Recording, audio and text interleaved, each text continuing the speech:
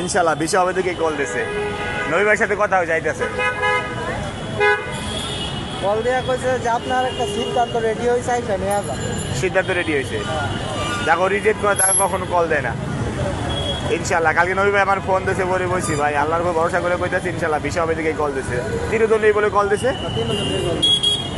ইনশাল্লাহ। রিয়ান সব পেপার করে নিয়েছেন, পেপার সব নিয়েছেন, থাক ভাই কেউ লাগবে না।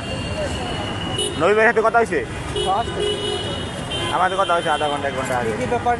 আপনি ফোন রিসিভ করছিলেন, মানে আপনাদের সিদ্ধান্ত একটা সিদ্ধান্ত আসছে, আপনি আসেন এম্বাসিতে, পাসপোর্ট নিয়ে আসতে বলছে।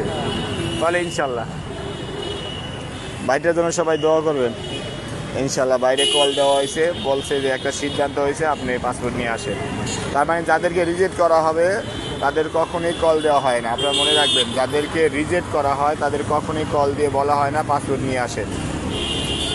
যাদের ভিসা দেওয়া হয় তাদেরকেই কল দেওয়া হয়, তাদেরকেই ডাকা হয় পাসপোর্ট নিয়ে আসার কথা। ভাই কোন শহরে ছিল আপনি ব্যবস্থাটা? নেপোলি শহরের।